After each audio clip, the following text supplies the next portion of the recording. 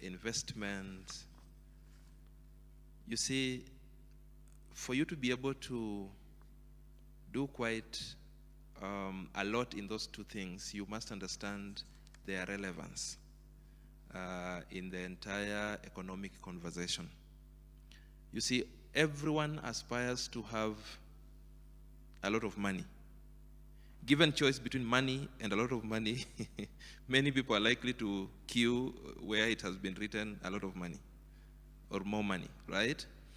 But unfortunately, we have not paused for a second to ask ourselves, how does more money come? Because then the moment you begin to think about more, the moment you begin to think about abundance, you're beginning to attract the conversation of wealth creation. And until you understand how savings and investment plug in that conversation, you may not really embrace savings and investment.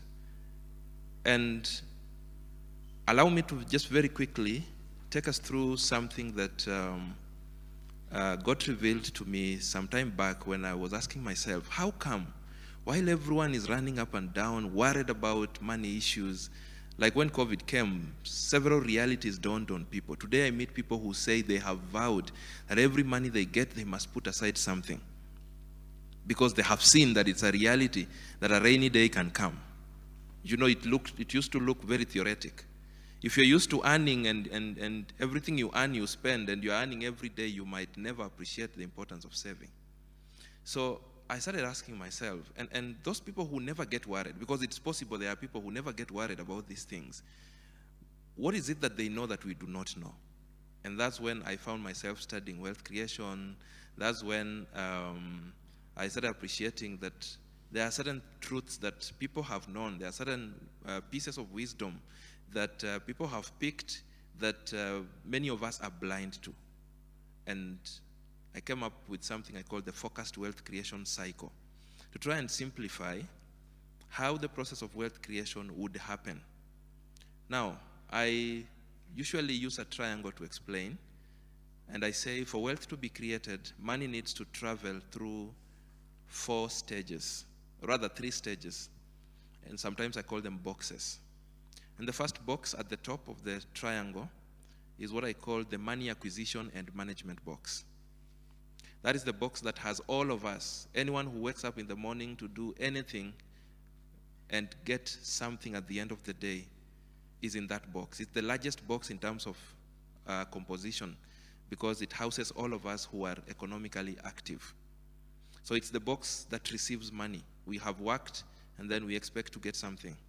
And then we get something. We are in that box. It is the busiest box, because it's the box where we make choices. It is the box where we decide, what will we do with which money? What do we want our money to do? It is that box where if you do not know how to manage your money, then you will never know that there are other 2 boxes existing. You will live in that one box and live there probably forever, until the day you will do something different for you to experience the other 2 boxes. In that box, the critical thing for us to realize is that whatever you earn there, especially your active income, is supposed to be used to sustain you, but beyond sustaining you, a portion of it needs to be set aside to form seed for future multiplication. Sadly, very many of us will eat the entire seed. Those of us who were raised in the rural areas, you will acknowledge what our parents used to do. After every harvest, they would pick the best that they consider to be seed for the next season, and they would keep it somewhere special. And when the planting season would come, they would plant. And we know the multiplier effect that happens around seeds. Okay? So, whatever you earn in box 1, always remind yourself that a portion of it must be set aside for future multiplication, must be retained. Now, when I had figured out that thing, I also stumbled upon a very famous book, The Richest Man in Babylon. I'm sure some of you have read it. And that book has a chapter on principles of wealth creation. It's a very old book. And the first principle, if you forget everything we will say, says that a part of all I earn is mine to keep. And I like asking people, those that are employed or are in business, when you get paid, does that money come bearing another person's name? It comes bearing your name, isn't it? It is your money, right? And that's where we get it wrong. The money we get from our active engagements, the salary we earn, is not our money. In fact, you need to be sued for receiving money meant for other people. Well, you may want to argue, but if it is your money, you know your money, you have power to even change your mind on what you wanted to do with it, isn't it? If you think it is your money, then today would you go home and decide that the portion you have set aside for the landlord, you are not going to pay rent for 3 months, you have changed your mind. It is your money. Please go home and change your mind and say, the portion you had set aside for food, we are not going to buy food in this house. It is my money. I've changed my mind. Let's see how successful that will go. In other words, I'm saying a lot of our money belongs to the people who give us services. A lot of our money belongs to the landlords, to the supermarkets, to everyone that gives us services. And sadly, very many of us do not remain with anything for ourselves. So you must make a deliberate choice that when you receive money, a portion of it will be retained, that you will call your own. Those of you that have tried saving, you know how powerful you feel around your savings, isn't it? It is your money. Even if you are saving for a holiday, you can wake up in the middle of the savings and say, I have changed my mind. I want to buy item X. And the holiday guys will not come to your house and tell you, we saw you were saving to come to our hotel. Please give us the money. Are we saying something? So that takes us to box 2. That is the box of money retention. And we retain money through the process of savings. Right? And yesterday I loved what I saw you guys post on your socials, what we find in the book of Proverbs, I think chapter 30, describing what the ants do during summer. Okay, they'll store up food. And sometimes I watch what my children watch in cartoons, and I'm sure some of your children watch a lot of Cocomelon, right? There is a particular cartoon on Cocomelon where the ants are piling food during summer, and there is a grasshopper that is enjoying himself and playing some violin, and they are urging the grasshopper, please store up food, and the grasshopper is telling them, look, the sun will always shine. It will always be like this. We should always have fun. But then one day, summer ended, and the environment changed, the climate changed. And those guys locked the door, and they are inside, and they have food to eat. And this guy has been rained on. He has nowhere to go. He ended up going to knock the door of those guys. I'm sure you've seen that, isn't it? So box 2 is the box of retention. So we start with a large box in terms of composition, but fewer people get to retain a portion of what they earn. So box 2 is relatively small in composition in relation to box 1. But as you save your money, because we retain through savings, you need to know why you are saving. A good number of people also don't know why they save.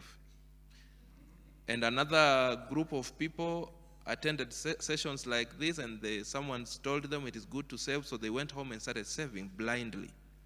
The danger of saving blindly is that, you see, you're shooting in the dark, you don't know where you're going. Tomorrow when you feel like not saving, you will not save. If you are saving 5,000 today, tomorrow if you feel like saving 1, you will save 1 and feel good that you saved. So you need to define why you are saving. You need to do what I call purpose-driven savings. When you have a goal that you're trying to look forward to, that goal dictates, for example, how much you should be saving. All right? And when you have a clear goal, it is not easy for you to start giving up on your saving or to start changing in between.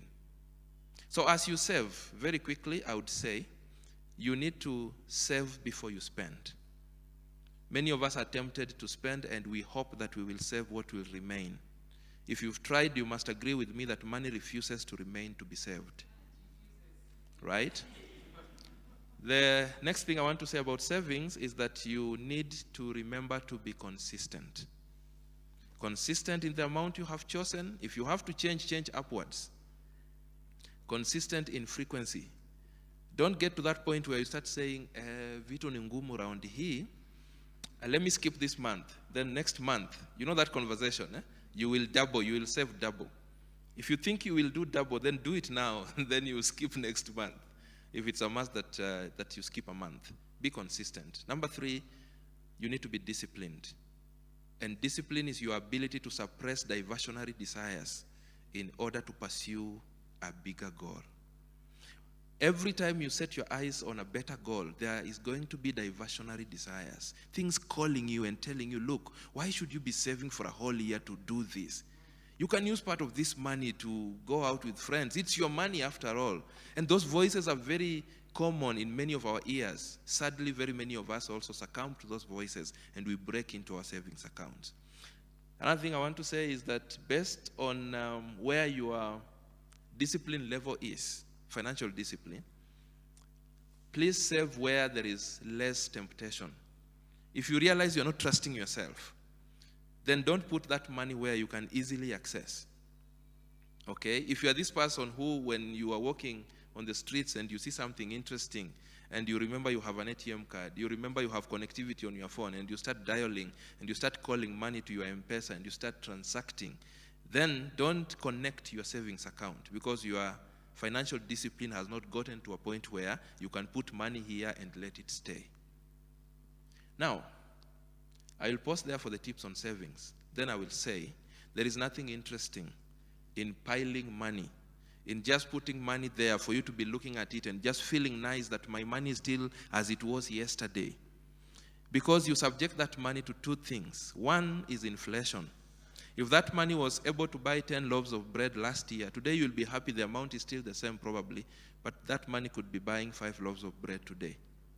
And number two, you subject that money to temptation. You guys know what happens when you have some money somewhere. You know the number of calls that begin to come. You know the number of justifications that you begin to take yourselves through so that you can break into that account. So you need to put your money somewhere. And this is where I mentioned that every coin needs to be allowed to go and call for more coins. This is where the seed gets to be planted to go and multiply. And that's why I said you must know why you are saving. If you are saving for a rainy day, that will dictate where you will keep this saving. Even if you are to send it to multiply, you need to send it in a place that is consistent to that goal. You don't use money for a rainy day to buy a piece of land. Then when COVID strikes, you sleep hungry and you have a piece of land worth millions of shillings, but you don't have food because you are not liquid. So that takes us to the third box, the box I call the money multiplication box. So you've retained some money in box 2, and you have purposed to send the money to go and multiply through the process we call investment. Right? So that is the process we use to send our money to call for more money. At this point, I must say that money is the best servant you can have, because money never gets tired. Money does not have mood swings. If you placed your money correctly, while you sleep and have your mood swings, something is happening. All right? Now, as you take your money to box 3 for multiplication, there is something you're expecting, isn't it? That thing is called returns. So those returns go to pour back into box 1.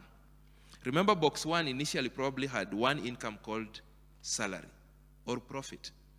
Now, there is going to be another income from your multiplication exercise.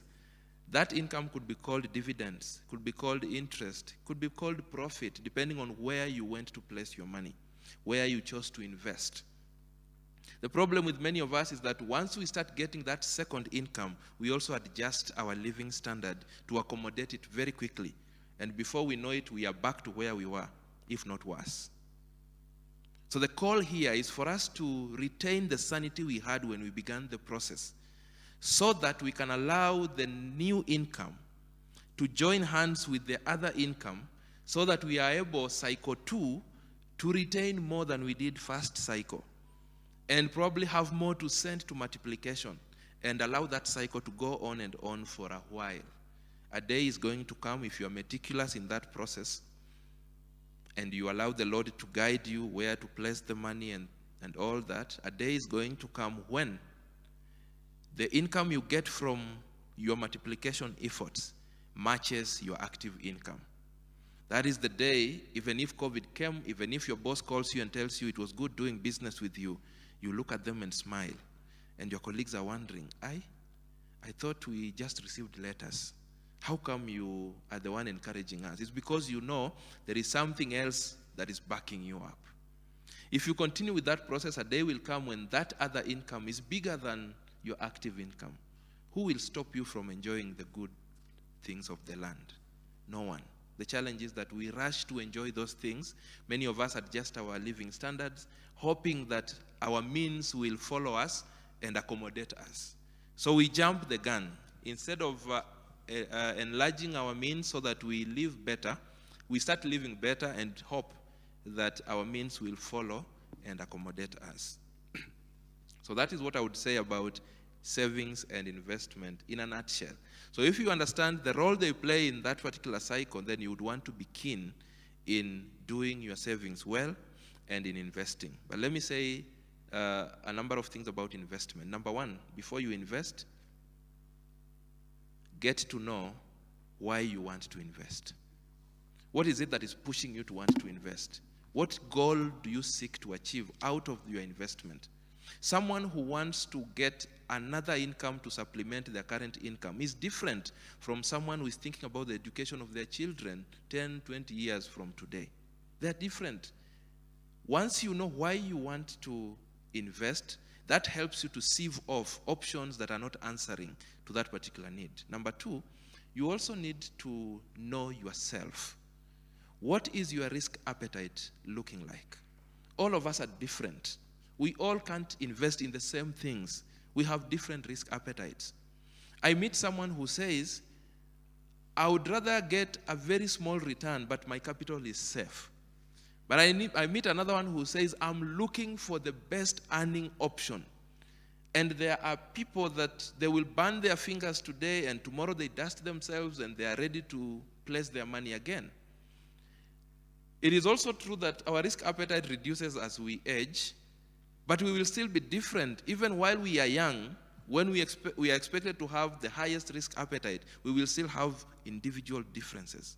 So you have to take time to be aware of yourself so that you don't place your money where, once fluctuations begin to show, you begin to commit suicide. I've met people who are suicidal because they placed their money in places that did not match their risk appetite. So that is something that is crucial. And then lastly, I want to say that try to also understand what happens where you place your money. That does not mean that you get to the finer details. You might not be the professional in matters where you are investing, but try to allow yourself to be at peace with where you have placed your money.